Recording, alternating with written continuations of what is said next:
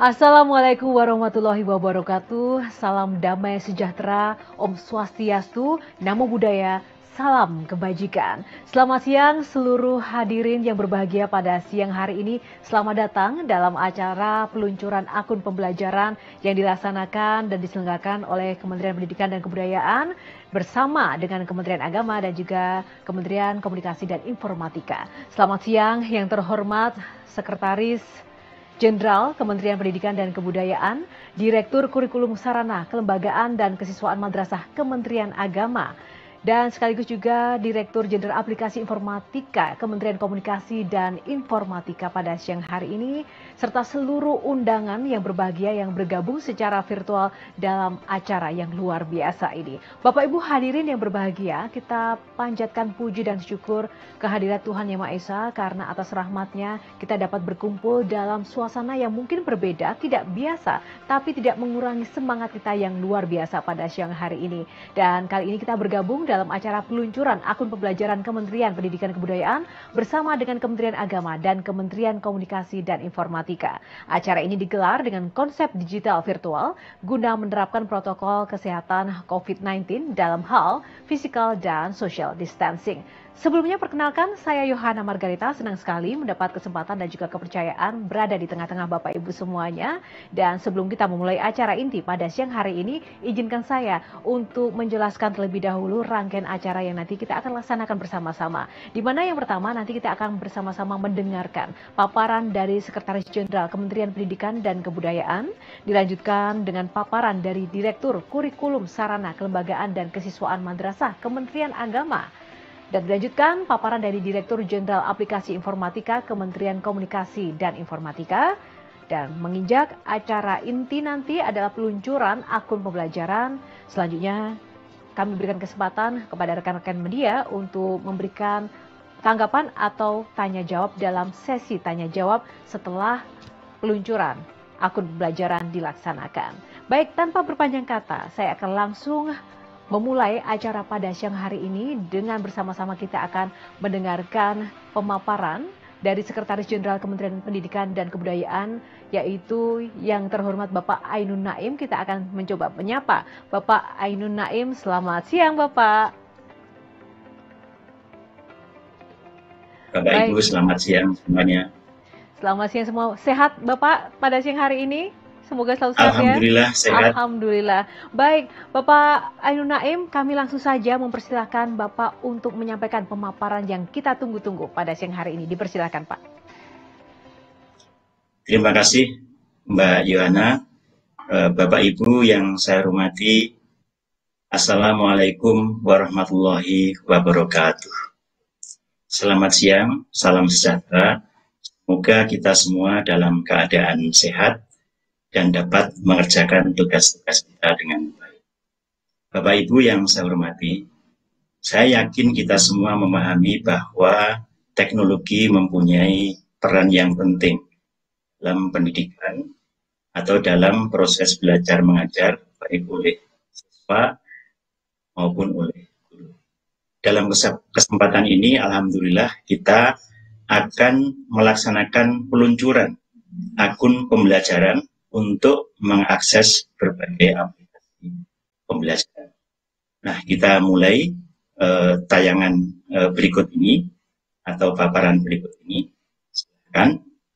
Jadi, Kementerian Pendidikan dan Kebudayaan membangun akun pembelajaran untuk mengakses aplikasi pendidikan. Nah, akun pembelajaran ini apa?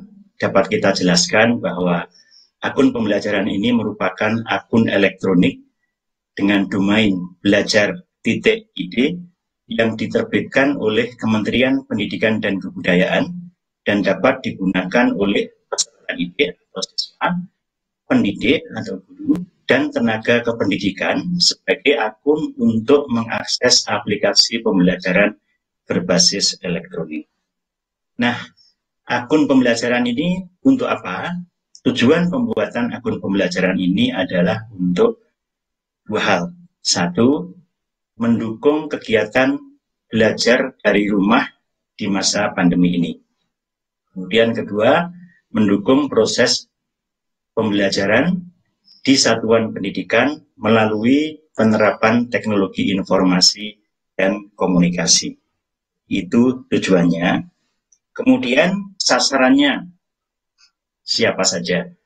Jadi sasaran akun pembelajaran ini meliputi peserta didik, pendidik, dan tenaga kependidikan. Peserta didik itu siapa saja? Peserta didik ini meliputi siswa SD dan juga siswa program paket A kelas 5 dan kelas 6, kemudian juga siswa SMP dan program paket B kelas 7 sampai dengan kelas 9, siswa SMA dan program paket C kelas 10 sampai dengan 12, SMK kelas 10 sampai dengan 13, dan SLB kelas 5 sampai dengan kelas 12. Dan untuk pendidik pada jenjang pendidikan dasar dan menengah, dan ketiga untuk tenaga kependidikan, yaitu kepala satuan pendidikan atau kepala sekolah dan juga operator. Kemudian selanjutnya, mengapa kita membuat akun pembelajaran ini? Dan akun ini kita bangun dalam bentuk akun Google. Nah, alasannya ada 5. Pertama, akun pembelajaran otomatis mendapatkan akses ke aplikasi-aplikasi pendukung pembelajaran dalam G Suite, ya, Suite for Education, yang siap pakai dan telah banyak digunakan oleh publik. Itu yang pertama. Kemudian kedua, pembuatan dan penggunaan akun pembelajaran bebas biaya. Ya, jadi kita tidak perlu membayar untuk penggunaan akun ini. Ketiga, penggunaan aplikasi-aplikasi pembelajaran Suite for Education bebas biaya. Ya, jadi penggunaan Suite-nya juga bebas biaya. Keempat, sistem Google mampu mengelola puluhan juta akun sekaligus dengan keamanan tingkat tinggi. Ya, jadi ini kita tidak perlu khawatir tentang keamanan data. Dan kelima, akun yang sama dapat digunakan untuk mengakses aplikasi-aplikasi Kemendikbud serta berbagai aplikasi pembelajaran lainnya di luar ekosistem Google. Itu alasannya mengapa kita membangun akun pembelajaran ini. Selanjutnya, jenis aplikasi apa saja? Ya, jenis aplikasi pembelajaran yang dapat diakses dengan akun pembelajaran ini. Nah, jenis aplikasinya banyak, yaitu pos elektronik atau Gmail atau email, ya, email. Kemudian penyimpanan dan pembagian dokumen secara elektronik, pengelolaan administrasi pembelajaran secara elektronik, ini membantu administrasi sekolah. Kemudian penjadwalan proses pembelajaran secara elektronik, pelaksanaan proses pembelajaran secara daring, baik secara sinkronis maupun asinkronis, ya, maksudnya di waktu yang sama atau. Kemudian rumah belajar Kemendikbud untuk materi pembelajaran juga bisa diakses. Daftar lengkap aplikasi pembelajaran yang dapat diakses menggunakan akun pembelajaran dapat dilihat di laman www.belajar.id. Jadi daftar yang kita sebut tadi, yang saya sebut tadi itu contoh-contoh saja. Lengkapnya ada di www.belajar.id.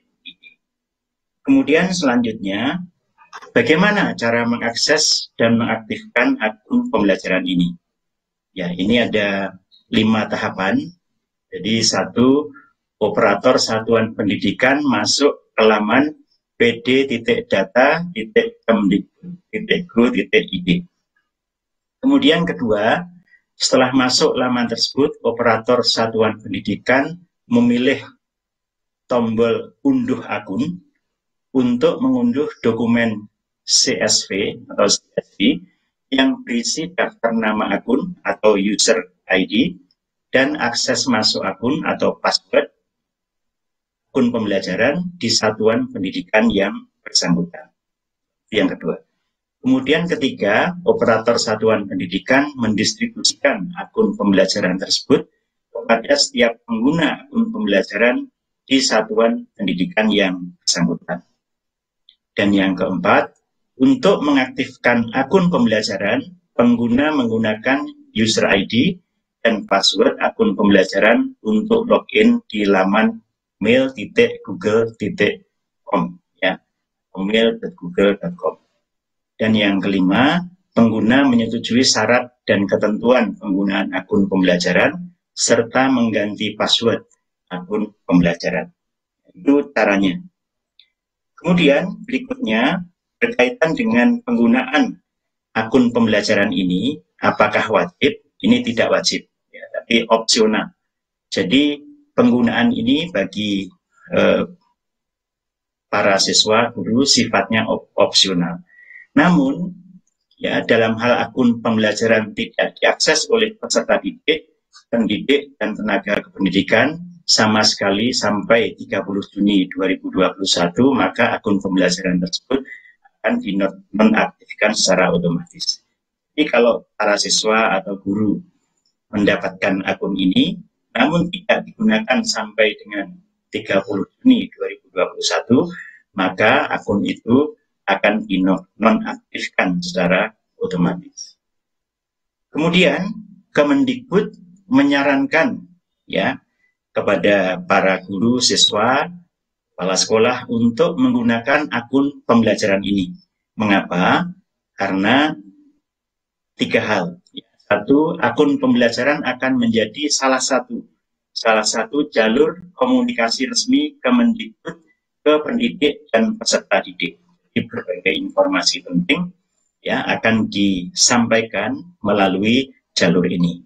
Ya, tentu ada jalur-jalur lainnya juga. Jadi, ini menjadi jalur komunikasi resmi Kemendikbud. Kemudian kedua, akun pembelajaran akan digunakan untuk mengakses aplikasi-aplikasi resmi Kemendikbud. Dan ketiga, materi dan informasi dari Kemendikbud, misalnya terkait bantuan pemerintah dan asesmen nasional, akan dikirimkan ke alamat pos elektronik akun pembelajaran. Ya, jadi itu berbagai penjelasan mengenai penggunaan akun pembelajaran.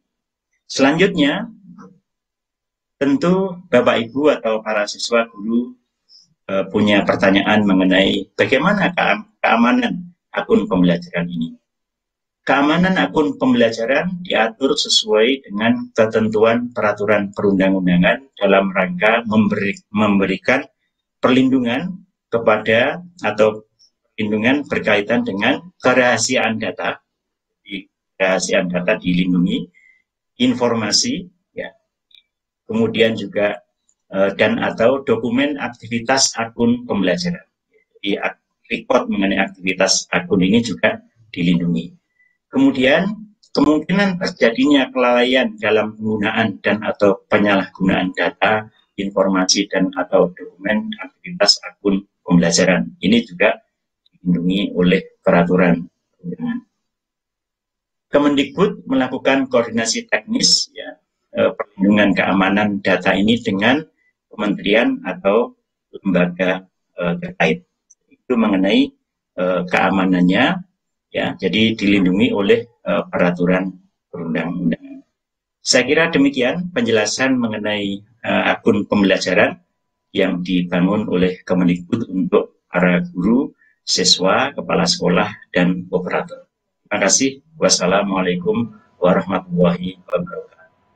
Waalaikumsalam warahmatullahi wabarakatuh. Terima kasih Bapak Sekjen Kemendikbud, Bapak Ainun Naim untuk pemaparan dan juga ulasannya. Dan langsung saja Bapak Ibu hadirin yang berbahagia, kita akan langsung mengundang Direktur Kurikulum Sarana Kelembagaan dan Kesiswaan Madrasah Kementerian Agama. Kita akan sapa Bapak Ahmad Umar yang sudah bergabung. Kita akan tunggu Bapak Ahmad Umar. Selamat siang, Assalamualaikum Bapak. Waalaikumsalam warahmatullahi wabarakatuh. Selamat siang Mbak, Alhamdulillah sehat walafiat. Alhamdulillah sehat selalu. Saya juga melihat semangat dan senyum merkah dari Bapak. Senang sekali bisa berjumpa dalam forum yang luar biasa siang hari ini. Bapak langsung saja saya berikan kesempatan dan waktu untuk memberikan pemaparannya. Silakan Pak. Terima kasih. Assalamualaikum warahmatullahi wabarakatuh. Pak Sekjen yang terhormat, Pak Dirjen Aplikasi Kemeninfo yang saya hormati, kawan-kawan semua yang berbahagia.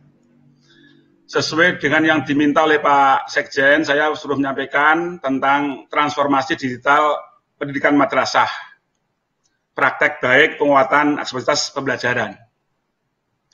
Ada dua hal yang perlu saya tekankan di sini. Yang pertama, transformasi digital madrasah ini meliputi dua hal. Satu, e-learning madrasah. Yang kedua, e-office madrasah. Lalu yang kedua saya tekankan, di situ ada praktek baik. Sebetulnya saya nggak akan ngomong tentang ini praktek yang baik, tapi yang jelas kami telah mempraktekkan tentang digitalisasi madrasah. Nanti baik atau nggak baik, insya Allah sesuai dengan perkembangan zaman nanti akan berkembang dengan baik. Yang jelas kami sudah melakukan lebih dulu, maka ini disebutnya praktek baik untuk penerapan e-learning madrasah kita. Next, kami yang kena sasaran untuk menerima e-learning ini mulai kelas 3 MI sampai kelas 12 MA. Jumlah siswa kita ada 8,4 juta dan insya Allah ini dirasakan oleh anak-anak madrasah kita dan juga guru-guru di madrasah kita. Next. Tentang kegiatan transformasi digital ini sudah kita launching di bulan September tanggal 22. Itu adalah kita gambar ketika kita melaunching bersama Google. Ada hadir Pak Dirjen dan juga kawan-kawan dari kepala madrasah terpilih, siswa-siswa terpilih dan juga perwakilan dari Dudi dan Google. Next. Meskipun kita bulan September launching, tapi persiapan kami sudah sejak tahun 2018. 2018 kita sudah melakukan kerjasama pembicaraan dengan Google dan penandatanganannya itu di bulan Mei tahun 2020. Meskipun launchingnya tanggal 22 September, tapi kita sudah penandatanganan kerjasamanya itu tanggal 21 bulan Mei tahun 2020. Next. Lalu akun resmi kita gunakan akun domainnya adalah domain madrasah.kemenak.go.id.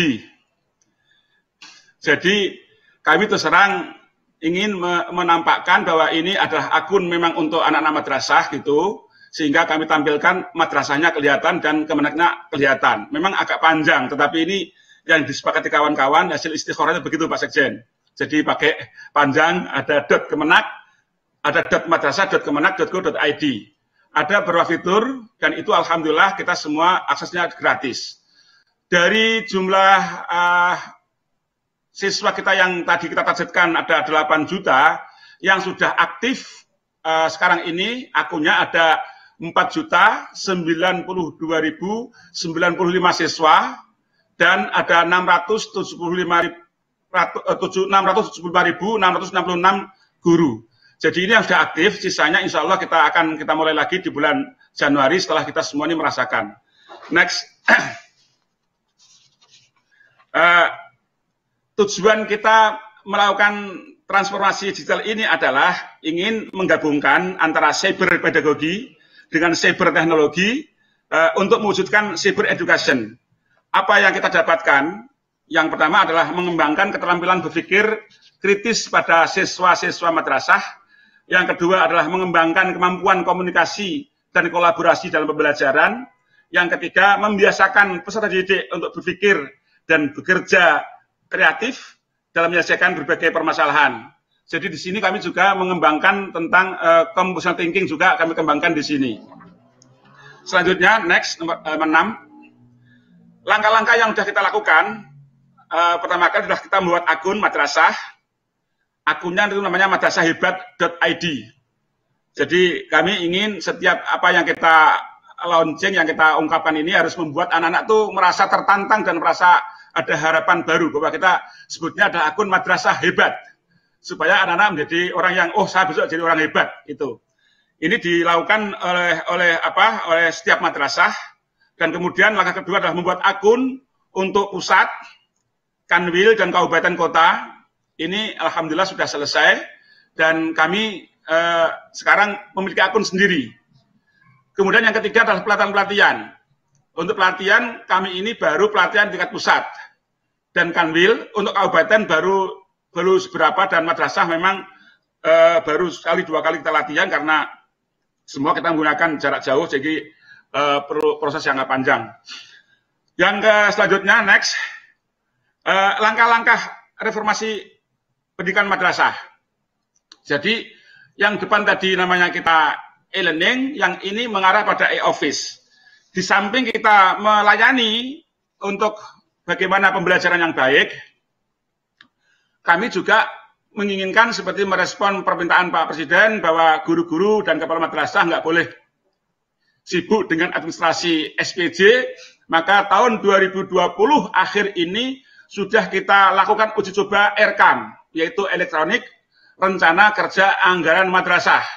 Jadi nanti semua proses pengelolaan keuangan dari manajemen perencanaan sampai pelaporan, nanti semua berbasis teknologi IT ini. Jadi sudah nggak ada lagi kertas yang berseliweran, tapi yang ada adalah kita gunakan teknologi yang mutakhir ini. Jadi insya Allah ini nanti akan bisa melatih guru-guru untuk lebih efisien melakukan pembelajaran, bukan lagi mikir tentang administrasi yang bersifat mengikat dan sangat kaku. Kemudian target kami, next, untuk e-learning madrasah, tahun 2020 ini kita mentargetkan 30%. Dan alhamdulillah sudah tercapai, dan insya Allah di tahun 2024 nanti kita akan menargetkan 70% dari jumlah siswa. Mengapa tidak 100%? Karena untuk siswa RA tidak mungkin kita gunakan e-learning yang dalam pengertian transformasi digital yang modern seperti ini belum memungkinkan. Jadi kita targetnya di tahun 2024 70% itu sudah termasuk yang top lah, bagus gitu. Nah, ini tergantung hal-hal yang mungkin mempengaruhi kita. Ini sangat tergantung dengan jaringan listriknya, kita kadang-kadang di daerah terpencil juga belum dapat. Kemudian internet kita kadang-kadang ada yang jaringan belum sampai ke daerah yang di pucuk-pucuk gunung, yang di daerah DKT ini belum ada internet. Tapi kita semua akan berusaha. Yang lebih pokok lagi, kita ini masih berusaha keras untuk melengkapi fasilitas anak-anak di madrasah berupa perangkat-perangkat seperti laptop, smartphone, dan mungkin beberapa hal yang terkait dengan percepatan untuk digital di madrasah ini. Next, kita punya roadmap kita tahun pertama, tahun kedua, dan ketiga ini, insya Allah di tahun ketiga kita sudah sampai pada bagaimana pelaksanaan e-learning dan transformasi pendidikan di madrasah sudah sampai pada pelaksanaan yang bagus. Saat ini kita masih tahap ya yang penting jalan dulu sambil kita perbaikan beberapa hal, termasuk isinya, sistemnya kita perbaiki terus menerus, dan insya Allah melalui kerja keras yang baik akan terlaksana. Yang terakhir, untuk rencana tahapan digital learning, next Mbak, yang terakhir, kita rencananya ada 4 tahapan, ada 4 bentuk. 4 bentuk ini kita akan lakukan supaya setiap madrasah memiliki kemampuan yang berbeda-beda, silahkan ngambil mana yang memungkinkan. Yang paling sederhana kita beri namanya Simple Digital Learning. Simple Digital Learning ini adalah pembelajaran yang berbasis digital, tetapi anak-anak nggak lagi berhubungan dengan kertas-kertas, buku-buku cetakan, melainkan sudah menggunakan digital. Tapi nanti di kelas-kelas kita akan siapkan LCD, mungkin TV, smart TV, Android, dan lain-lain, laptop, yang jelas harus ada. Itu digital learning yang paling simple.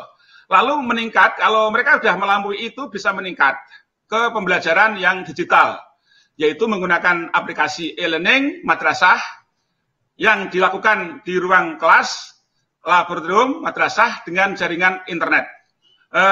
Kawan-kawan yang saya hormati, Bapak yang berbahagia, e-learning madrasah ini adalah kami merasa ada hal yang lebih dari yang lain, karena e-learning madrasah ini kita siapkan di akhir tahun 2019 sebelum pandemi datang. Tetapi sebetulnya e-learning ini memang rencananya akan di-launching di bulan Juli tahun 2020.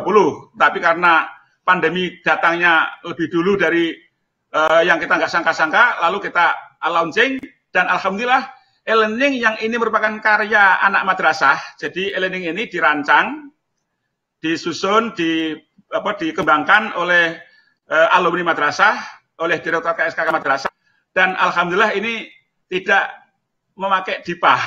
Ini berbentuk betul kreativitas anak-anak dan sumbangsih alumni pada alma mater kita, pada madrasah kita. Jadi tidak menggunakan biaya yang banyak, kecuali hanya untuk bertemunya anak-anak madrasah ketika merancang ini. Yang ketiga adalah online learning. Ini lebih tinggi daripada offline learning. Kalau online learning ini sudah pembelajaran yang dilakukan secara online melalui internet. Tugas-tugas maupun pembelajaran sudah dilakukan dengan cara di luar ruang, dan ini sudah agak banyak yang menggunakan. Yang terakhir yang lebih tinggi lagi ini virtual learning. Bedanya virtual learning dan online learning itu adalah kalau virtual learning ini pembelajarannya dilakukan secara virtual melalui internet, semua siswa dan guru bertatap muka langsung melalui media online pada waktu bersamaan dengan fitur video conference. Yang untuk virtual learning ini terus terang kami baru berlakukan untuk madrasah-madrasah unggulan yang memang mereka sudah siap alat dan siap guru-gurunya, karena tidak semua guru siap untuk yang seperti ini. Jadi ini tahapan-tahapan kita di madrasah. Tentu ini untuk saat ini ya kita untuk yang simple digital learning ini kita akan berlakukan untuk madrasah ibtidaiyah mulai kelas 4, 5, dan 6. Kita akan berikan layanan ini, dan tahun 2021 insya Allah ya semoga sudah banyak yang bisa merasakan untuk itu. Saya kira itu Bu, Mbak yang saya sampaikan. Terima kasih atas kesempatan yang diberikan kepada kami. Yang jelas kami belum merasa baik, tetapi saya sudah memulai. Karena baik itu harus dimulai dari yang nggak baik dulu.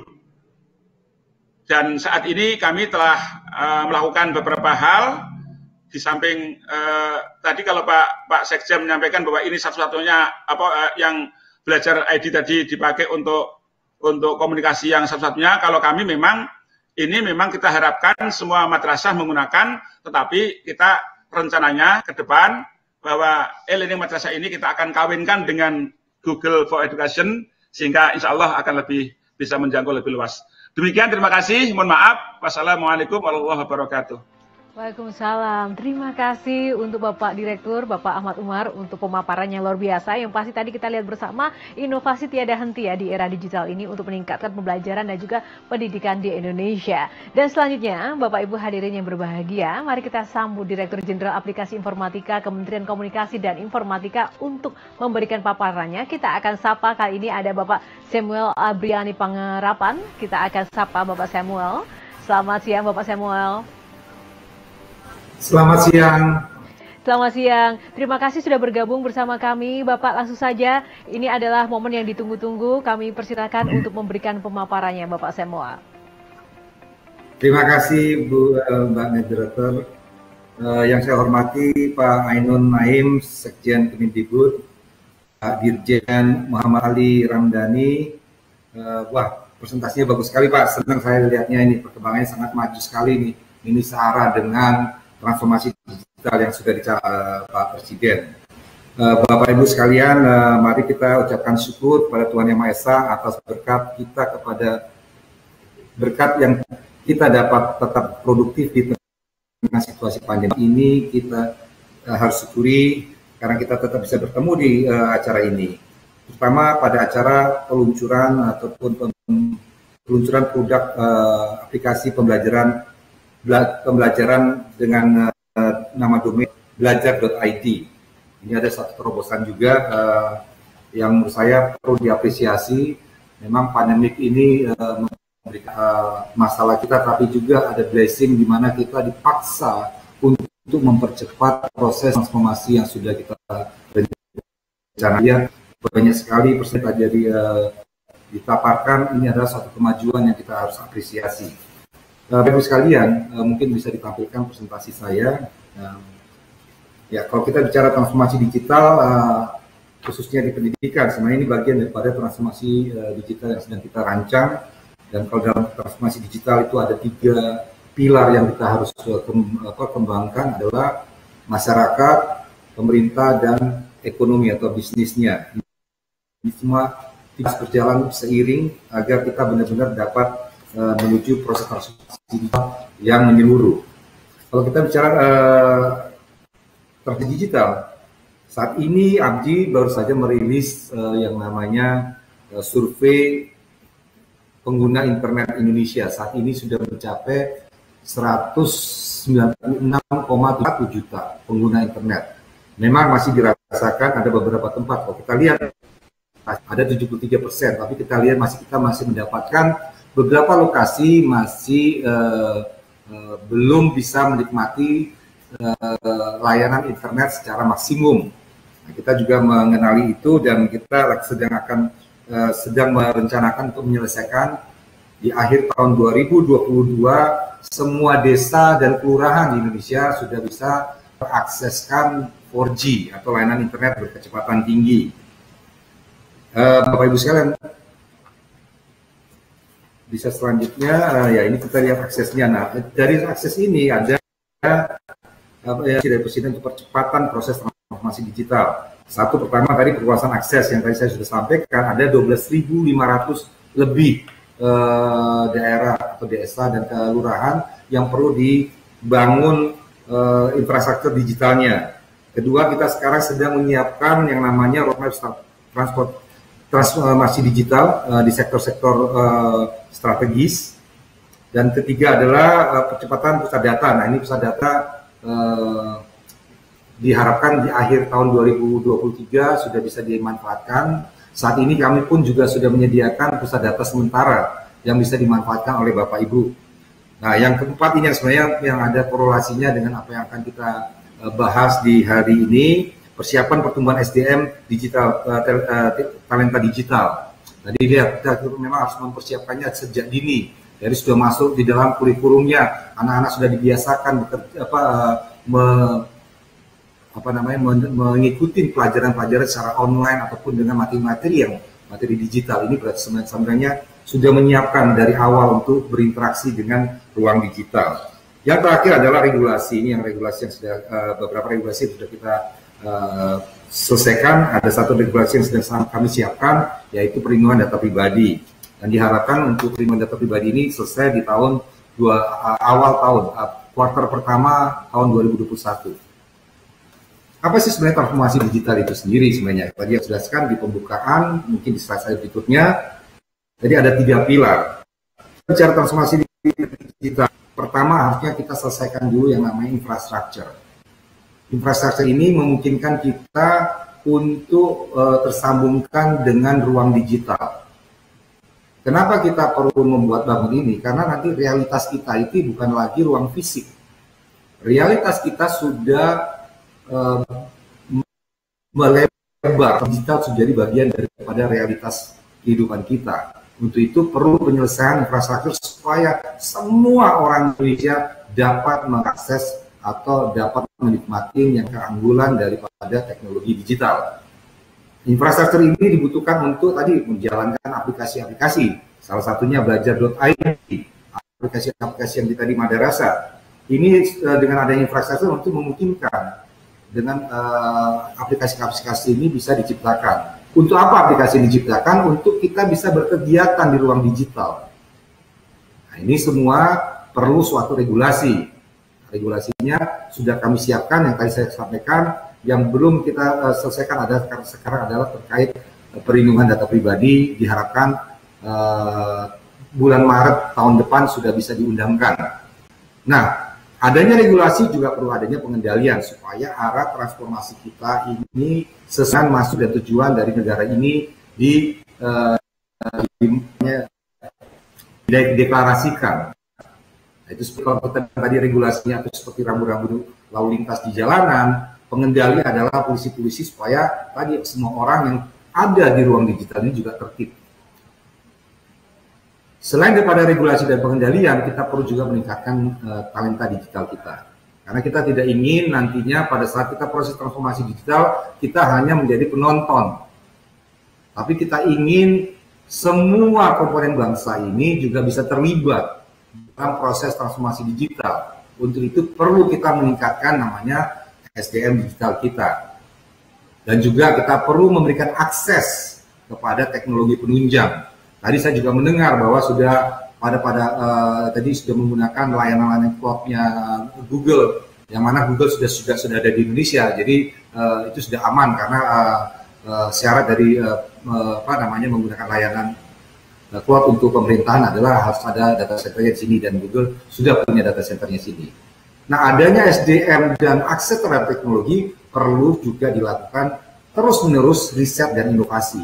Karena kita harapkan dalam proses ini nantinya 5-10 tahun kita bukan saja pengguna teknologi, tapi kita menjadi pencipta teknologi, dan peluang itu sangat besar.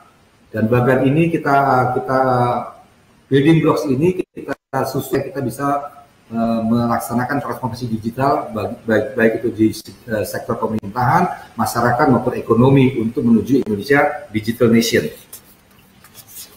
Berikutnya adalah kalau kita lihat ini sebenarnya dari informasi yang dari pendidikan. Kita lihat ada 68,8 juta siswa belajar dari rumah. Nah, ini memang harus ada solusi-solusi yang kita harus tawarkan nanti. Apa yang kita bisa tawarkan? Selain aplikasi, memang kita perlu segera menuntaskan yang tadi infrastrukturnya. Jadi tidak ada lagi bagi anak-anak kita untuk menikmati atau belajar dari rumah. Nah, jumlah guru pun juga begitu banyak, ada 4,2. Ini bagaimana metode pengajarannya dan sarana-sarana penunjangnya bagaimana untuk kita siapkan. Masalah yang harus dihadapi kalau kita masuk ke ruang digital adalah masalah keamanan. Keamanan ini sangat rentan. Kita tahu juga bahwa terakhir-terakhir ini banyak sekali diberitakan bahwa ada kebocoran data, ada pencurian data. Makanya kita akan segera menyelesaikan bahwa regulasi adalah untuk memberi payung hukum, tapi juga perlu penguatan teknis terhadap sistem kita. Jadi regulasinya akan kita siapkan untuk perlindungan data pribadi, tapi kesiapan teknis kita juga perlu dikembangkan agar rasa nyaman dan aman pada saat kita beraktivitas di ruang digital bisa kita ciptakan. Jadi kita lihat memang ke depannya ini, kalau kami dari Kominfo melihat sektor pendidikan akan menjadi sektor yang sangat seksi di transformasi digital, karena memang ada transformasi yang mendasar yang terjadi di sektor pendidikan. Kita lihat banyaknya aplikasi-aplikasi yang diciptakan untuk menjawab tantangan-tantangan yang dihadapi di sektor pendidikan. Dan itu saya sudah lihat yang sudah dilakukan oleh Kementerian Pendidikan dan Kementerian Agama untuk mentransformasikan layanannya ke arah era digital. Selanjutnya adalah apa yang kita lakukan. Jadi kita memang saat ini juga melakukan. Nah, bedanya dengan sektor pendidikan formal, pendidikan non formalnya. Nah, ini yang kita sedang siapkan. Saya sendiri sekarang lagi menyiapkan peta jalan terkait literasi digital. Ini yang kita siapkan, nanti kita akan share juga. Diharapkan akhir tahun ini, jadi sebelum liburan kita akan sudah mempunyai peta jalan. Bagaimana sih kita mentransformasikan masyarakat kita? Apa saja harus disiapkan, konten-kontennya, target masyarakatnya bagaimana. Salah satu targetnya adalah pastinya siswa-siswa kita. Nah, kita punya 3 program di Kominfo, yaitu Cyber Kreasi. Cyber Kreasi ini dan Kemendikbud sudah menjadi bagian daripada program ini. Ini adalah suatu gerakan nasional untuk meliterasi masyarakat, supaya mereka paham apa itu ruang digital dan bagaimana mereka beraktivitas secara aman dan produktif. Ini yang penting tadi, yang dua. Nah, selain daripada literasi digital, kami akan memasukkan juga komponen-komponen tentang pembangunan karakter bangsa, kebudayaan. Karena kenapa kita perlu memasukkan ini? Kita tahu internet itu tidak ada batasnya. Justru karena tidak ada batasnya, kita perlu memperkuat jati diri kita. Karena tidak, kita akan terombang-ambingkan di lautan yang luas dengan ombak yang begitu tinggi. Tapi kalau kita yakin dengan ini kapal kita tetap kokoh, manapun ombak menimpa kita tetap kokoh dan tetap berlayar dengan aman di ruang digital. Ini yang kita lakukan di Cyber Kreasi. Nah, untuk digital talent ini adalah scholarship yang kita target adalah orang-orang yang sudah lulus SMK, SMA ataupun masih ambil ataupun orang-orang yang ingin menambahkan skillnya. Kita memberikan ada 60.000 scholarship ataupun beasiswa kepada orang-orang yang punya minat di skill digital. Ini bisa mengakses, ada websitenya juga di kami. Nah, ini ada 60.000 yang kita berikan. Padahal kita membutuhkannya itu sebenarnya kebutuhan digital talent itu sekitar 600.000 per tahun. Tapi ini kan pemerintah sebagai katalisator, harusnya juga industri juga melakukan. Dan kita juga mengajak industri. Jadi akhirnya sebenarnya bukan 60.000, tapi lebih dari 60.000. Tapi yang disediakan anggarannya oleh pemerintah hanya 60.000. Yang lainnya kita harapkan dari ekosistem digital yang memang juga berkepentingan meningkatkan skill digital masyarakat talenta-talenta yang ada di Indonesia. Yang berikutnya adalah Digital Leadership Academy. Ini scholarship yang kita berikan kepada anak-anak yang ingin menambah atau mengambil S2, S3. Namun saat ini karena pandemi, negara-negara penerima scholarship ini sementara menutup karena adanya pandemi. Jadi kita mengirim ke India, ada ke Cina, ada ke Amerika, ada ke Eropa. Ini kita harapkan juga nantinya anak-anak muda kita juga terbekali oleh pengetahuan digital yang mumpuni. Yang tadi kita harapkan nantinya ya kita melakukan transformasi, malahan kita akan menciptakan teknologi digital baru. Selanjutnya adalah terkait dengan dukungan Kominfo. Ini yang saya next ini yang tadi saya katakan, kita lagi menyiapkan roadmap. Dalam roadmap itu ada 4 yang kita fokuskan. Pertama, digital culture. Kedua adalah digital skill. Ketiga, digital security. Dan keempat adalah digital ethic. Nah, ini yang kita inginkan supaya masyarakat kita benar-benar memahami. Kita lihat sebenarnya saat ini ya, kita kalau ketemu muka secara fisik, kita berperilaku sopan santun, tapi tiba-tiba kita berubah karakter kita pada saat kita masuk ke ruang digital. Ini yang kita ingin tidak perlu. Kalau enggak nanti kita menjadi masyarakat yang mempunyai dua personality.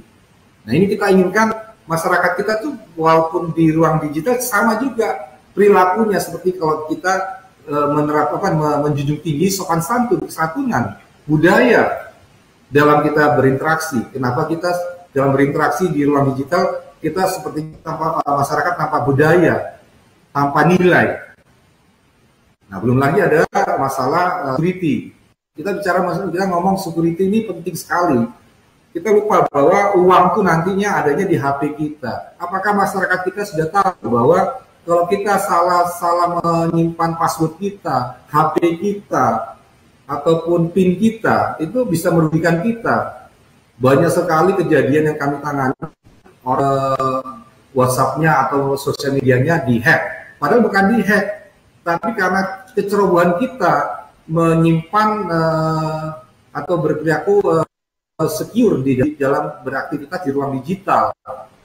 Yang namanya membuat password yang gampang kita tebak 1, 2, 3, 4, 5, 6 atau tanggal lahir atau tanggal lahirnya pacar, tanggal lahirnya istri, tanggal lahir anak. Itu gampang. Kita harus membuat satu password yang memang benar-benar secure, yang susah ditebak orang, ataupun kita menggunakan ada aplikasi yang bisa memanage password kita. Jadi tidak mudah ditebak. Nah, tadi digital culture ini kita juga berharap dengan Kementerian Pendidikan dan Kebudayaan kita bisa berkolaborasi, perlu memasukkan. Jadi memang kedepannya tuh digital culture ini perlu dikembangkan.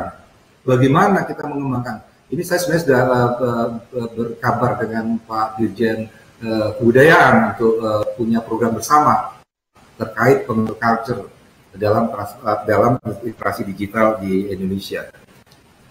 Oke, selanjutnya adalah terkait dengan ini pengembangannya. Next, jadi kalau frameworknya bagaimana? Kita buat frameworknya ada ini. Jadi kita sambil menyiapkan juga digital parenting. Ini penting juga. Sekarang ini terjadi disconnected antara anak dengan orang tua karena memang ada gap yang begitu besar. Ya, tiap anak dan orang tua selalu ada gap, tapi di era digital ini gapnya begitu besar sekali.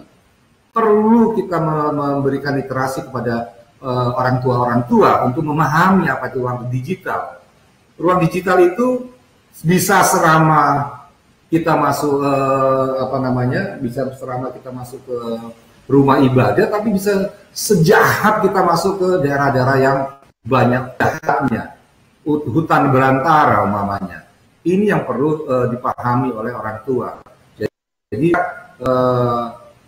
anak-anak itu tetap dalam pantauannya. Saya melihat ada menangani kasus orang tua memberikan HP yang dimilikinya, padahal orang tuanya habis menjelajah di tempat-tempat yang tidak boleh anak-anak yang menjelajah, tidak terhapus.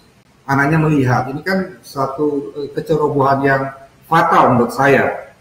Nah, juga nanti kita kembangkan juga digital governance. Digital governance bagaimana supaya digital ekonominya juga berkembang. Nah, kita akan sudah memasukkan yang namanya ruang digital sebagai tadi kita realitas kita, berarti sudah menjadi lifestyle. Berarti konten-kontennya juga harus dikembangkan. Dan pastinya kita ingin mempunyai digital society. Ini Jepang sedang menuju ke sana. Ini kita ngomong digital society 5.0. Itulah itulah era madani.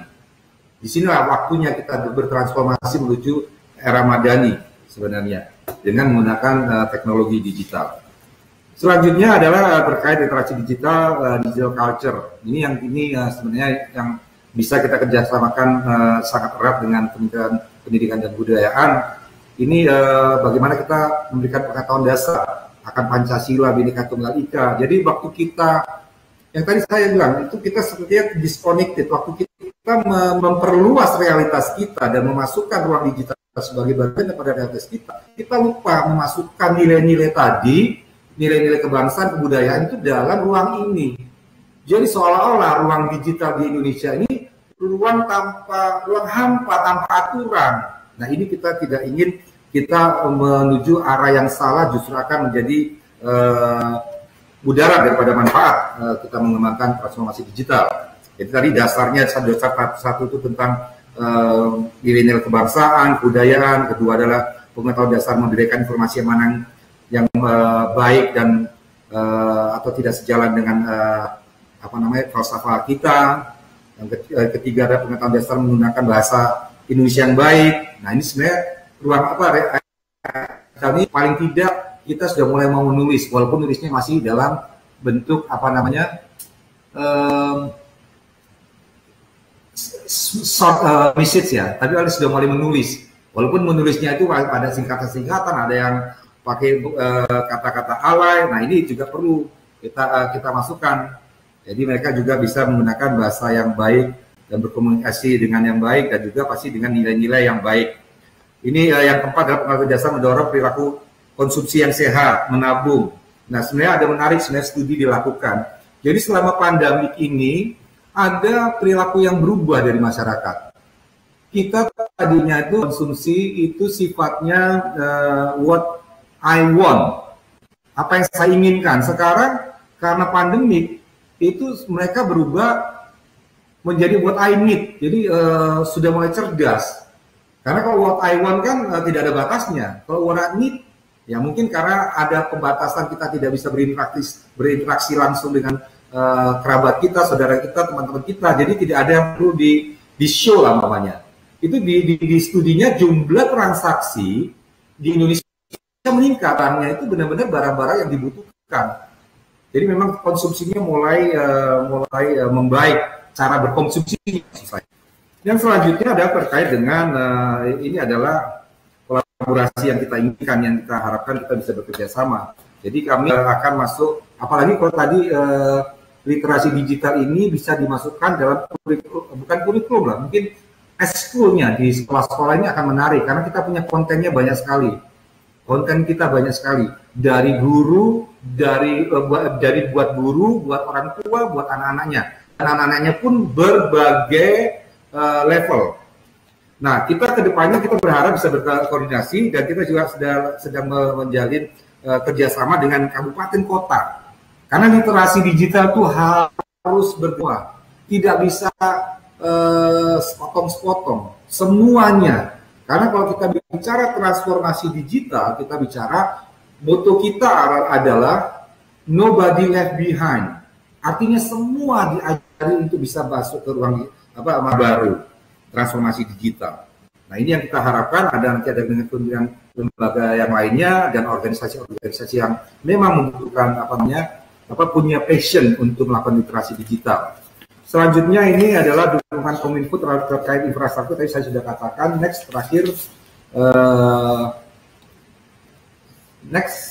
Nah, ini ada terkait infrastruktur. Memang unfortunate, memang baru selesai 2022. 2021 ini baru sebagian, karena memang daerah ini adalah daerah-daerah yang tidak mudah dijangkau. Jadi memang ada kesulitan membutuhkan challenging yang sangat tinggi untuk menyediakan membangun BTS di daerah-daerah ini. Tapi diharapkan akan selesai di tahun paling lambat itu akhir 2022. Selain daripada itu, kita juga sudah memesan satelit yang itu nanti bisa digunakan, khususnya satelit Satria ini akan difokuskan nanti untuk kesehatan dan pendidikan, dan pastinya untuk layanan pemerintahan.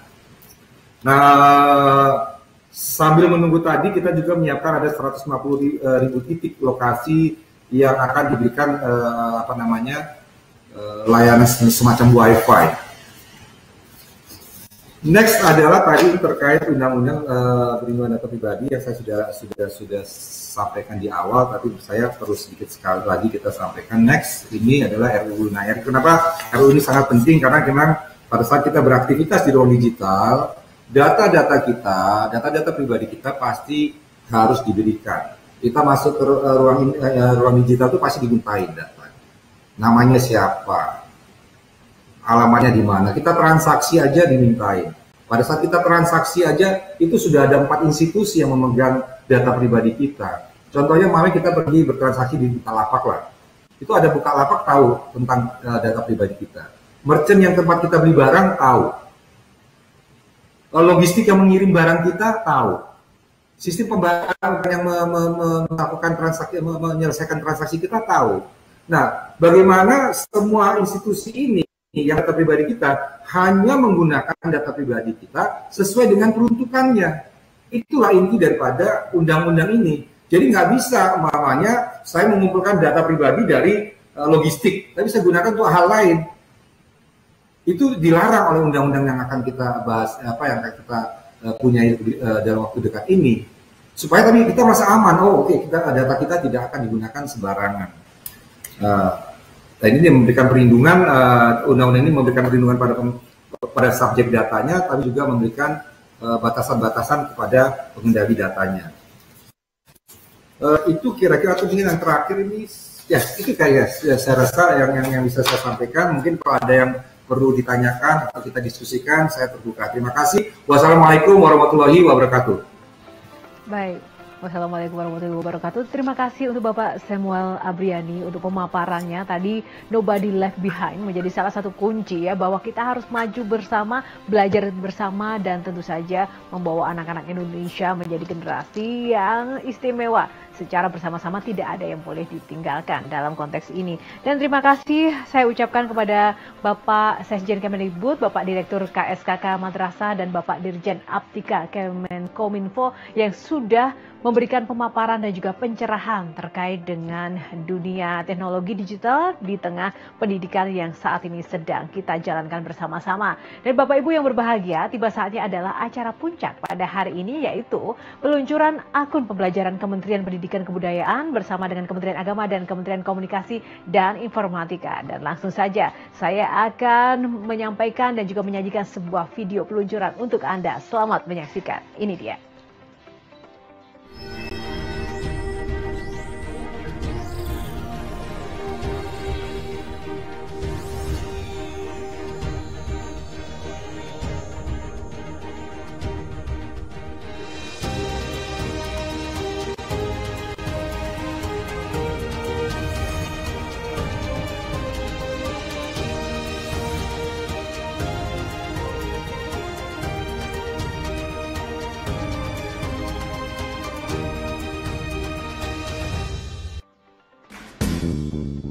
Pemanfaatan teknologi yang optimal dapat menghadirkan lompatan kemajuan di bidang pendidikan.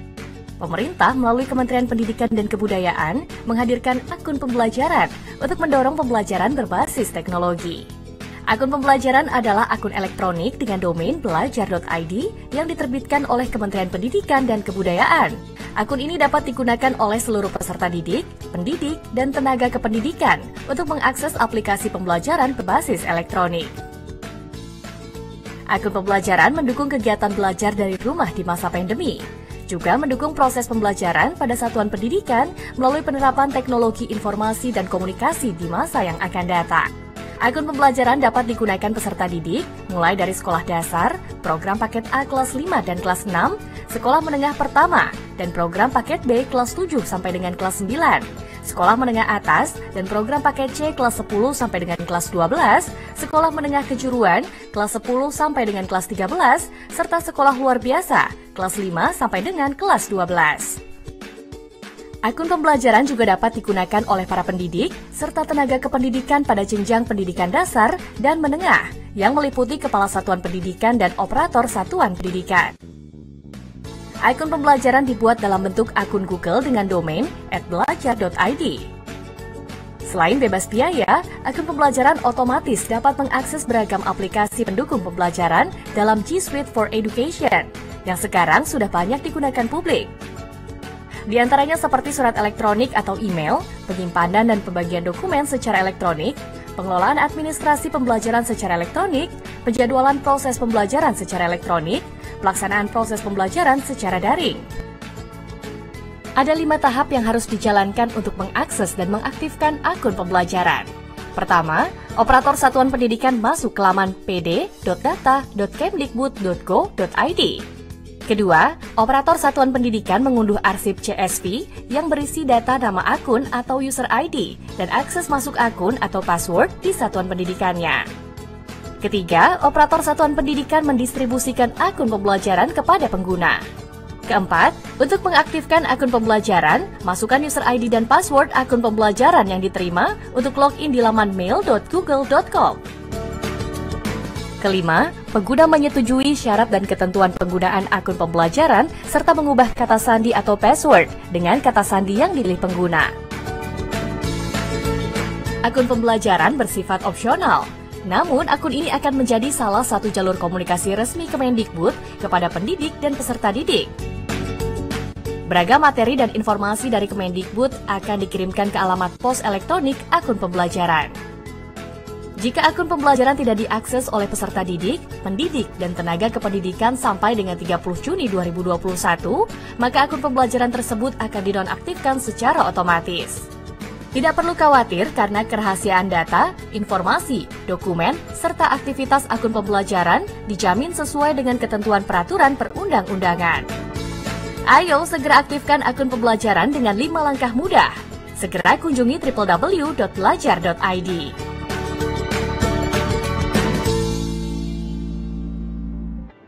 Ya, boleh saya minta tepuk tangan yang luar biasa di tempat Anda masing-masing, Bapak Ibu semuanya. Keren sekali. Dan dengan demikian, akun pembelajaran Kementerian Pendidikan dan Kebudayaan bersama dengan Kementerian Agama dan Kementerian Komunikasi dan Informatika resmi dapat digunakan. Dan untuk mengajarkan para pengguna dalam menggunakan akun pembelajaran tersebut, Pusat Data dan Teknologi Informasi atau Pusdatin Kementerian Pendidikan dan Kebudayaan akan menyelenggarakan webinar. Nah, ini penting, boleh dicatat ini tanggalnya. Webinar bimbingan teknis penggunaan akun pembelajaran yang akan berlangsung dari tanggal 14 hingga 17 Desember 2020 pukul 16 waktu Indonesia Barat. Dan informasi lebih lanjut, Bapak Ibu juga bisa mengunjungi laman www.belajar.id. Oke ya, dicatat ya tadi ya untuk bimbingan teknisnya. Dan Bapak Ibu hadirin sekalian yang berbahagia, kita akan langsung saja saya buka ruang untuk tanya jawab. Kita akan sapa terlebih dahulu untuk para narasumber yang sudah ada di sini masih bersama kami ya, dengan Bapak Sesjen, Bapak Direktur, Pak Ahmad Umar dan juga Pak Abriani masih bersama kami. Oke, siap. Kita akan langsung memberikan dan juga mengecek pertanyaan-pertanyaan yang sudah muncul, yang sudah dikumpulkan oleh tim. Kita akan langsung membacakan ya. Ada pertanyaan pertama yang sudah masuk di kami kali ini adalah dari Rini Suyarti. dari kedaulatan rakyat. Ini dari rekan media, Bapak-Bapak. Dan ini akan saya bacakan pertanyaannya. Seperti apa konsep belajar.id ini dan siapa saja yang menjadi target sasarannya? Kemudian apa keuntungan penerapan khususnya di tengah pandemi ini dan apakah akun ini berbayar? Nah, pertanyaan ini saya persilakan untuk Pak Sekjen untuk menjawabnya, Pak. Dipersilakan, Bapak. Baik, terima kasih Mbak Yohana dan Mbak Dini dari Kedaulatan Rakyat atas pertanyaannya. Jadi akun belajar.id ini ya dikembangkan oleh Kementerian Pendidikan dan Kebudayaan untuk memudahkan ya membantu dalam proses pembelajaran yang dilaksanakan oleh guru dan siswa atau oleh pendidik dan peserta didik.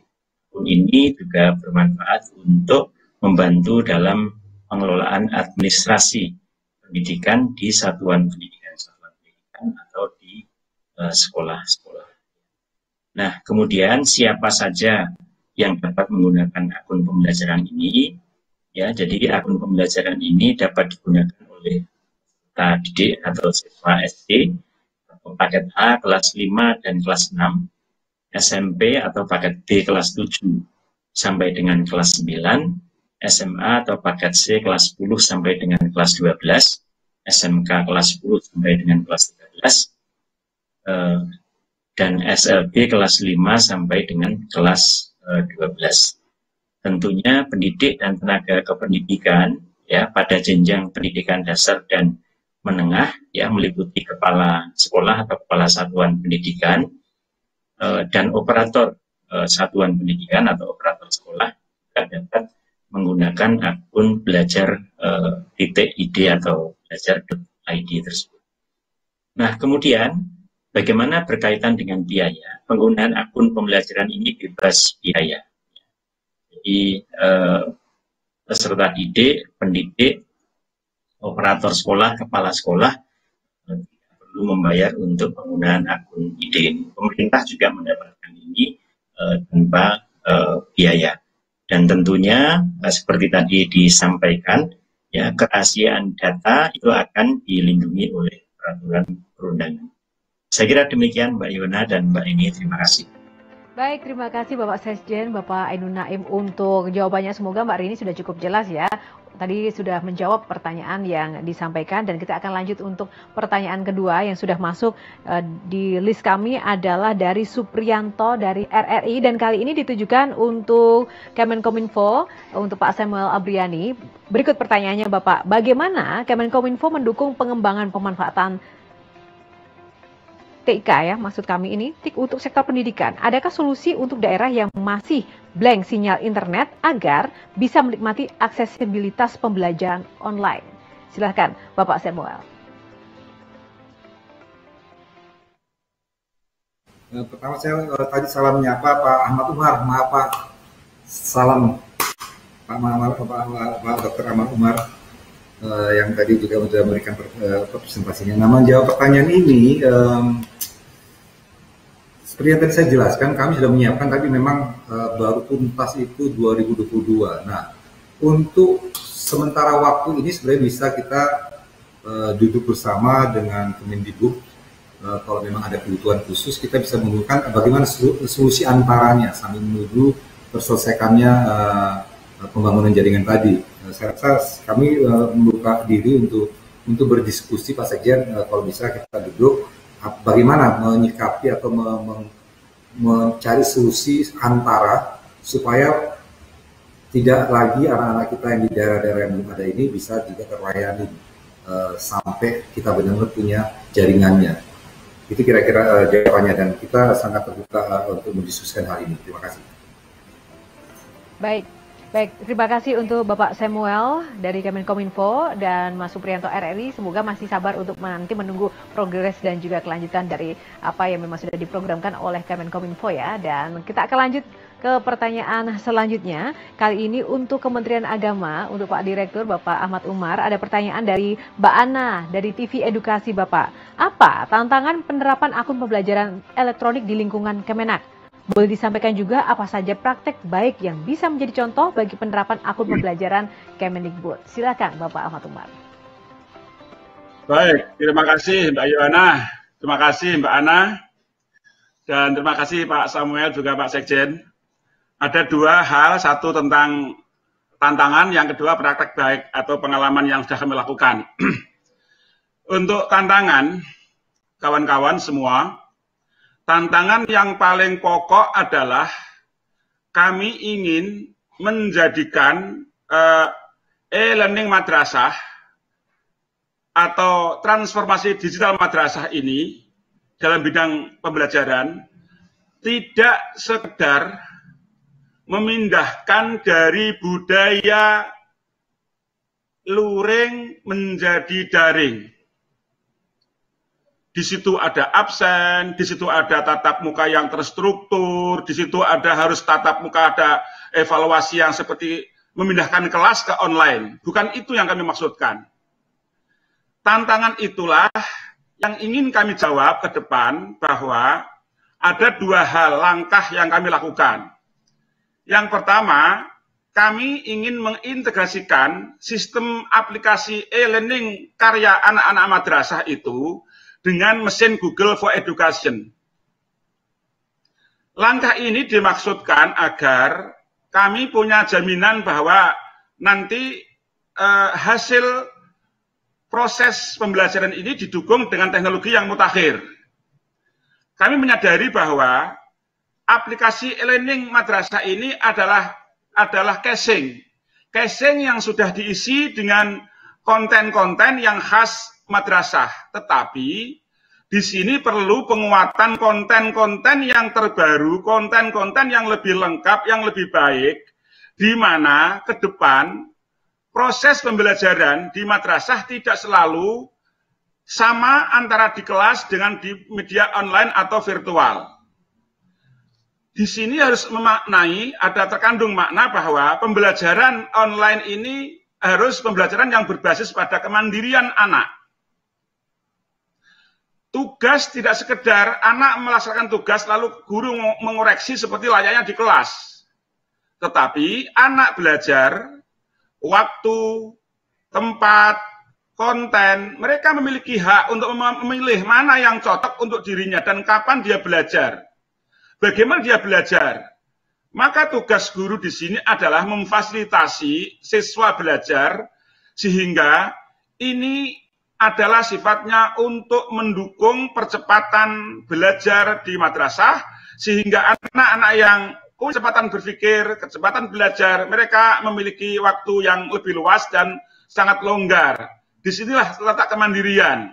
Sehingga nanti kasus yang tadi disampaikan oleh Pak Samuel, bagaimana orang tua yang tadi memiliki gawe, kemudian habis dipakai dalam rangka sesuatu, kemudian anak memakai, ini akan kita hindarkan. Sehingga ke depan tentu tantangan yang kedua itu tantangan sarana-prasarana.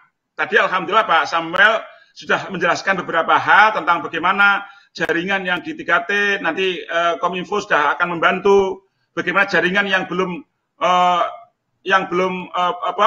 ada jaringan yang kuat, yang masih 3G jadi 4G, ini tantangan yang nanti akan tadi Pak Samuel sudah jelaskan. Nah, tantangan berikutnya yang kaitan dengan sarana-prasarana itu adalah bagaimana kita menyediakan setiap kelas ini ada sarana-prasarana yang mendukung untuk pembelajaran online. Saya akan membayangkan nanti untuk madrasah-madrasah itu bagaimana ada semacam pembelajaran antar madrasah.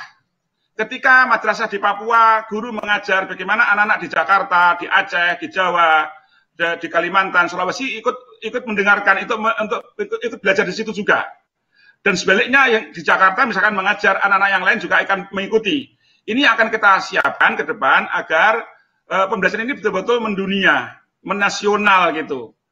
Betul-betul online, virtual gitu. Ini yang akan kita siapkan. Tentu ini perlu, tadi yang disinggung oleh Pak Samuel, perlu ada culture digital di madrasah. Saya ingin ada pelatihan-pelatihan yang lebih masif di Januari nanti, karena saat ini kawan-kawan masih fokus untuk ujian-ujian dan lain-lain. Maka nanti Januari kita akan kebut untuk bagaimana melatih kawan-kawan agar lebih bahwa teknologi ini bukan sekedar alat pengganti belajar yang biasa, tetapi ini harus mengandung makna bahwa dengan teknologi ini bagaimana guru mengajar lebih mengasyikkan, tidak menyesatkan, tidak menyusahkan, bagaimana anak belajar bisa lebih asik, tidak merasa tertekan. Maka teknologi ini fungsinya adalah untuk bumbu bagaimana belajar mengajar lebih asik, lebih senang, dan mereka tidak merasa ada tekanan. Maka ini sebagai media harus dibudayakan dengan cara baik, karena dengan begitu insya Allah tadi pesan Pak Samuel, jangan sampai teknologi ini menjadi dua mata sisi yang nanti ada plusnya, ada minusnya. Kalau bisa plusnya yang banyak, minusnya yang sedikit, sehingga perlu ada edukasi, sehingga mewujudkan digital culture di madrasah. Yang kedua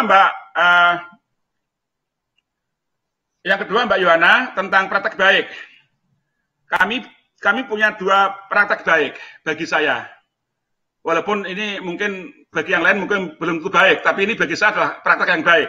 Yang pertama, praktek baik yang kami rasakan dengan transformasi digital ini adalah yang pertama, ternyata untuk memulai baik itu tidak mesti harus ada uang dulu. Kami terus terang jujur, 1 rupiah pun nggak ada DIPA yang kami pakai untuk mendukung transformasi digital di saat pandemi COVID. Karena biaya DIPA kami hampir sepenuhnya fokus untuk menanggulangi pandemi COVID, sehingga layanan digital ini kami betul-betul berbasis pada kerjasama. Sehingga pengalaman yang saya dapatkan adalah kemauan itu lebih penting daripada adanya uang. Ya, kalau ada uang sih lebih bagus lagi. Jadi ada uang yang banyak, ada DIPA yang cukup, lalu ada kesungguhan, ada kemauan keras. Ini sangat bagus. Tetapi kalau memilih, saya lebih memilih ada kemauan keras dulu daripada ada uang lebih dulu. Karena praktek kami, e-learning madrasah ini lahir bukan karena ada uang. Kami adalah mengumpulkan kawan-kawan, siapa alumni-alumni yang memang memiliki kemampuan ini, kami kumpulkan, kami undang FGD. Ya, kami DIPA yang kami pakai ya DIPA FGD, DIPA untuk mengundang orang, narasumber, itu saja yang kita pakai. Sehingga kami, alhamdulillah, beberapa hal yang kita lakukan ini adalah pengalaman yang baik, bahwa memang kita harus punya kemauan, didukung dengan ada dana, itu penting. Yang kedua, tentang praktek baik yang sudah menyelenggarakan e-learning madrasah dengan baik, kami memang belum banyak, Mbak Yohana. Ya, kurang lebih ada sekitar 100 madrasah yang ada yang sekarang sudah on, sudah bagus. Itu terutama di madrasah unggulan, di madrasah cendekia, ada di Man PK, Man Kejuruan, dan madrasah unggulan yang lain seperti Man 2 Kota Malang, Man 2 Kudus, Man 1 Kudus. Ini ada Man 1, Man 2 Pekanbaru, Palembang. Ini kota-kota besar rata-rata sudah bagus. Di Jombang, di Jember, ini bagus. Jadi memang belum banyak, tapi sudah ada yang bagus gitu. Ini kan namanya proses, nggak mungkin langsung semuanya. Maka kaidahnya kan harus malayut roku kulluh, latut roku kulluh. Kalau belum bisa membuat baik semuanya, ya jangan ditinggal semuanya. Tahap-tahapan lah. Kan harus menganut falsafah dikit-dikit lama-lama jadi bukit, itu kan begitu. Jadi kita memang memulai baik, bukan banyak, tapi dari sedikit-sedikit, karena memang kita tergantung kondisi kita yang memang terbatas dengan DIPA kita. Saya kira gitu, Mbak Yohana, terima kasih. Terima kasih Bapak Ahmad Umar. Satu kata kunci yang tadi saya garis bawahi adalah culture digital ya, memang harus ditingkatkan oleh kita semua. Semoga ini bisa menjawab pertanyaan dari Mbak Ana dari TV Edukasi. Dan Bapak Ibu hadirin yang berbahagia dimanapun Anda berada, sayang sekali untuk sesi tanya jawab harus saya tutup. Namun sebelumnya saya ingin kembali mendengarkan closing statement yang terakhir. Kali ini kita akan langsung berikan kesempatan yang pertama kepada Bapak Samuel Abriani dari Kemenkominfo untuk memberikan pesan dan juga closing statement-nya. Bapak Samuel, dipersilahkan. Ya, terima kasih Mbak Yohana. Jadi transformasi digital adalah satu keniscayaan yang harus kita lakukan. Untuk itu kita harus segera menata dan merencanakan prosesnya. Karena tadi Pak Umar juga mengatakan, ini kalau tidak mudaratnya akan lebih besar. Maka kita ingin mendorong manfaatnya. Kami di Kominfo juga mendorong manfaatnya dan menekan risiko negatifnya. Agar benar-benar kehadiran teknologi digital justru akan mempercepat yang namanya pencerdasan kehidupan bangsa dan juga memajukan kesejahteraan umum. Itu kira-kira Mbak Yohana. Tapi dalam transformasi digital membutuhkan partisipasi semua pihak, baik pemerintah, masyarakat bisnis maupun masyarakat. Jadi semuanya ini harus berkontribusi, karena tidak bisa kita melakukannya sendiri-sendiri. Terima kasih. Baik, terima kasih Bapak Samuel ya. Kita harus bersama-sama bahu-membahu untuk mewujudkannya. Dan selanjutnya kembali saya berikan kesempatan, kami persilakan kepada Bapak Ahmad Umar dari Kementerian Agama untuk memberikan closing statement bagi kita semuanya, Pak. Silakan. Baik, terima kasih Mbak Yohana. Ada dua hal. Satu, pandemi COVID-19 harus menjadi pelajaran terbaik bagi kita untuk merubah diri kita dari yang konvensional menjadi yang modern, terutama dalam transformasi pembelajaran di pendidikan kita di Indonesia kita. Yang kedua, untuk mewujudkan itu harus dimulai dari perubahan diri kita masing-masing. Tadi seperti yang Pak Samuel pesankan, adalah tanggung jawab kita bersama. Maka masing-masing kita harus melakukan perubahan-perubahan menuju perubahan yang lebih luas Indonesia untuk menjadi yang memenangkan di dunia. Terima kasih, Mbak. Terima kasih Bapak Ahmad Umar. Dan selanjutnya Bapak Sesjen Kemendikbud, dipersilakan Bapak Ainun Naim. Terima kasih Mbak Yohana. Terima kasih juga saya sampaikan kepada yang saya hormati Bapak Dirjen Aplikasi Informatika, Bapak Samuel Abriani Pangharapan, yang telah bersama kami meluncurkan belajar.id ini dan mendukung penggunaan teknologi dalam pendidikan. Terima kasih Bapak, juga bersama Kementerian Informasi dan Komunikasi. Kemudian juga terima kasih pada Bapak Direktur, Bapak Dr. Umar, yang telah bersama kami juga, ya, dan juga bersama-sama mengembangkan dan menggunakan teknologi untuk pendidikan dan madrasah di Kementerian Agama. Ya, sangat hebat tadi penggunaan teknologinya untuk madrasah. Dan tentunya kepada para pemirsa, ya, para guru, siswa, dan Bapak Ibu yang mengikuti acara ini, ya, kemudian juga semuanya yang siap menggunakan akun belajar.id ini, ya, mari kita sama-sama manfaatkan, ya, untuk kesuksesan pendidikan. Terima kasih. Assalamualaikum warahmatullahi wabarakatuh. Waalaikumsalam, terima kasih Pak Sekjen, Pak Dirjen, dan juga Bapak Samuel Abriani. Kita berikan tepuk tangan yang meriah untuk ketiga narasumber kita yang luar biasa. Luar biasa, terima kasih sekali Bapak-Bapak semuanya sudah bergabung dan juga memberikan pencerahan dan juga pemaparannya. Dengan demikian tadi kita juga sudah melihat peluncuran dari aplikasi akun pembelajaran. Semoga ini bisa menjadi semangat yang baru bagi dunia pendidikan di Indonesia. Dan Bapak Ibu hadirin yang berbahagia, dengan demikian akun pembelajaran Kementerian Pendidikan dan juga Kebudayaan bersama dengan Kementerian Agama, Kementerian Komunikasi dan Informatika resmi dapat dipergunakan oleh seluruh peserta pendidik dan juga tenaga pendidikan di Indonesia dimanapun Anda berada. Semoga dengan hadirnya akun pembelajaran ini tidak hanya dapat mendukung kegiatan belajar mengajar dari rumah di masa pandemi saja, tetapi juga dapat mendukung proses pembelajaran di satuan pendidikan melalui penerapan teknologi informasi dan komunikasi di masa yang akan datang. Dan sekali lagi kami juga ingin mengajak Bapak Ibu semuanya untuk bergabung dalam webinar bimbingan teknis penggunaan akun pembelajaran yang akan berlangsung dari tanggal 14 sampai dengan 17 Desember 2020 pukul 16 waktu Indonesia Barat. Dan untuk informasi lebih lanjut, jika ada yang belum jelas, Bapak Ibu semuanya dapat mengunjungi laman www.belajar.id.